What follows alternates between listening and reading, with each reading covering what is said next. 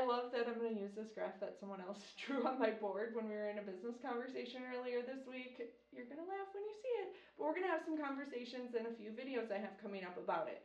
So this is the calendar year, January through December. Every industry has an ebb and flow, correct? If you're in one of those industries that doesn't, congratulations. I work in the home services and trade space, so this may not be the specific trades industry you're in, but it is very viable for the industry in general as far as the months and revenue stream is concerned. So let's talk about if your goal is 5 million for the year, and we're now in May, and we have met maybe, let's say we've met a fourth of our goal and we're almost halfway through the year. Now we're stressed, we're having problems, we don't know what to do, we're nowhere near where we are supposed to be. And you know what? This is something that's going on in the trade space. It's not specific to your marketing team and lack of performance or sales team and lack of performance. This is happening in the trades. If you're up, congratulations. You probably have a lot of alignment processes and tenature in the space. Your connections are strong. Great work. Okay, so back to this. Then we need to allocate how we get there by the end of the year, with it being right here versus way back here. A lot of companies break this down by overall goal. We want to meet 5 million. Okay, and then they say that's consistent through the whole year that we need to produce X every month. But then we know the ebb and flows of the industry end up looking like this, so we can't just choose that dollar amount every month, the same dollar amount. We have to allocate in here needs to be a certain dollar amount, right? And in here needs to be a certain dollar amount.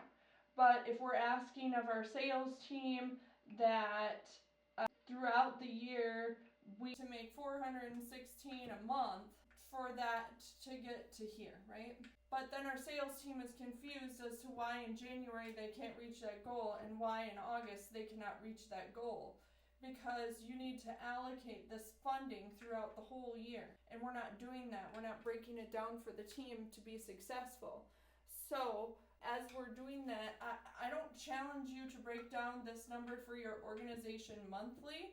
I challenge you to break it down for your organization weekly and take into account previous trends around that. If you can't break that down with the software that you have, work with an accountant to get there, because it's going to be super important for either yourself in the sales role or your team in the sales role to meet their goal, and in turn, if they're any part of commission, making sure that they're providing for their family efficiently. So not even from an organization standpoint, but developing your team enough to understand how the commissions of their paycheck is working for them, because them understanding how to provide for their family and be saving for these times matters.